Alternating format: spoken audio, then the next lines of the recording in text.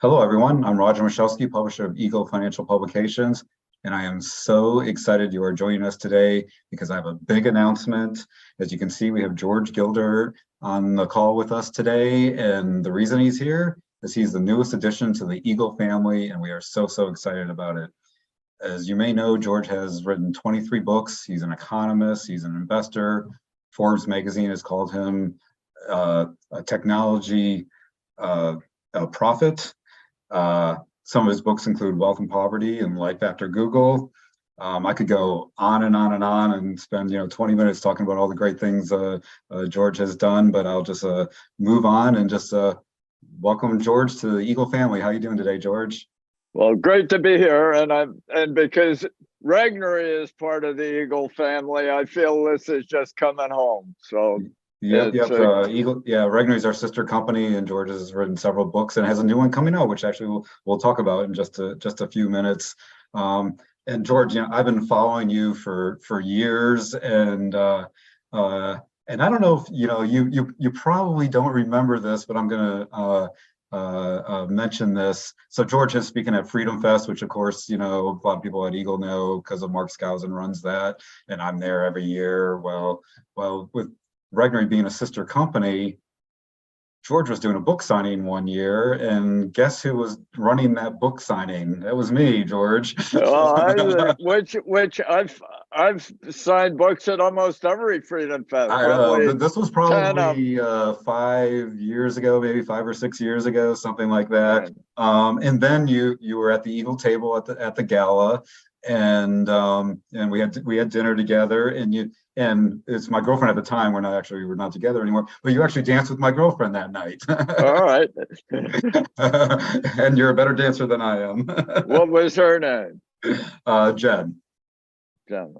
But yeah, that was several years ago. But anyway, sorry. So let's dive into a few questions. So the first one is, you've been one of the biggest technology experts for the last several decades. But what got you into the love of technology? I think when I just wrote Wealth and Poverty, and which was a worldwide bestseller about economics, it launched supply side economics, the philosophy of supply side economics. And as I was researching it, I discovered the semiconductor industry, the microchip. Mm-hmm. And it seemed to me that the significance of the microchip dwarfed many of the economic analyses that I was providing. I mean, I still believe that the microchip was an expression of human creativity in the image of our creator, which is the source of all our achievements as a society.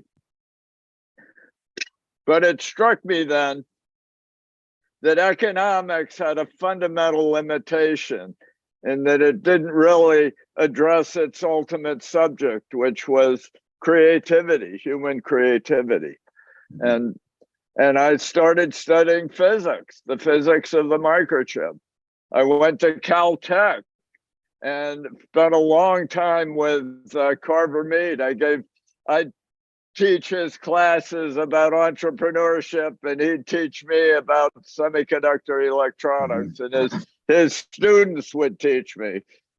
And so I got deep into the physics of the microchip, and wrote a book called Microcosm, that really was the history of the semiconductor industry and how its roots were found in quantum physics, quantum theory, which is now being manifested again in one of the most hyped new technologies of today, the quantum computer. I think all computers are quantum computers, but the ones they describe as quantum computers probably won't come to fruition for decades, if ever. Okay. So we got views here, but it really was discovering the microchip back in 1980s, writing the Rosen electronic letter that became Ben Rosen, was a great figure in microchips at Morgan Stanley, really the first to see this paradigm of silicon. And I think today we're at a moment of transformation as momentous as the rise of silicon back in the early 1980s when I started on technology. And I think we're entering a new carbon era, believe it or not. And it's and we're going into the nanocosm from the microcosm, and the great new development of graphene and carbon nanotubes and all these nano technologies, which are emerging just now after years of hype. The hype didn't come true because you couldn't make the key element, graphene, in enough volume to really use it widely. But in the last year or two, that problem has been mostly surmounted, and now graphene can be produced by the ton for the cost of the electricity to secrete it. And so that's the great breakthrough. And so I think we are launching these newsletters at a time when the eagle really is taking flight again in a new technological era. Yeah, well, you've called a lot of them big, huge, game-changing technological changes, over the past few decades. And it's amazing. So you just gave us a taste of what a couple of things to come. But what is your methodology of, and obviously try to keep this a little shorter because your methodology, I'm sure, is very in depth. But what's the Reader's Digest version of what is your methodology? How do you come up with these things? How do you find these things? Well, you can only you got to read the new science. You got to read, and I usually do it with books. Articles really can't give you a foundation from which you actually can generate new ideas. You gotta get the in-depth mastery that can only be conferred by a combination of books, and then just go into the companies. In a couple of weeks, I'm off to Israel to investigate some 14 new graphene companies that have been launched in Israel, all originating in a lab at Rice University in Houston here. But venture capitalists couldn't really grasp this new revolution, but Israeli venture capitalists did. And so many of these companies are in Israel. So I'm off to Israel. And I've been to Israel quite a lot. I wrote the Israel test about how much of American technology has come from Israel. Yeah, that's really interesting. So we just talked about some of the things that's coming up, and I mentioned that you've made some big predictions over the years. So this might be a little tough, but what do you think is either your personal favorite or your biggest prediction that you made that came true, that you're just like, yeah, that was really awesome? Well, I like devoting a whole book, The Spirit of Enterprise. The book I wrote immediately after Wealth and Poverty was all about Micron Technology, which then was a tiny company outside of Boise, Idaho, funded by a potato chip magnate named J.R. Simplot. Mm-hmm. But it was being launched at a time when the Japanese were taking over the global memory chip business. And people like Peter Drucker, the great business theorist, said making memory chips in the United States was like making pineapples in North Dakota. And so this was a really contrarian bet. And I had this major And you wrote a whole book on it. Simon and Schuster, and wrote the whole history before it went public. And Micron Technology is now, in some months, is the biggest producer of memory chips in the world. It's a leader in the technology, and that really was probably my single best call, was back meeting this group of Idaho entrepreneurs and microchip innovators and chip design pioneers, and figuring out that they actually had a better way of designing memory chips that was so good that it could beat the Japanese, who were then dominant. I mean, Intel, which invented the key DRAM based on an IBM idea, was leaving DRAMs, that's dynamic random access memories. They were leaving the business. And this little team in Idaho was entering the business, and Micron prevailed. Yeah, it's like the American dream. It really was. That was a great moment. Yeah, that's amazing. That is absolutely amazing. You can see why I'm so excited to have him at Eagle. So you mentioned and one. Now I'm having the same feeling about Jim Tour, this great scientist at Rice University, where he took over Richard Smalley's nanocosm laboratory. Richard Smalley got the Nobel Prize for inventing buckyballs and all these nanotech. That's thousandths of a micron and below technologies. Okay. And Tor has taken over the laboratory, and he and his student Dewey Long has developed this way to mass produce graphene. And I think this is going to be as big as the silicon breakthrough of the 70s and 80s. Yeah, well, you can see he's well connected to everybody and does the studying. So, a lot of times there's these big ideas, and you just talked about one recently, a little bit earlier, but what are usually the big threat and roadblocks from technology really taking off? Well, I mean, it's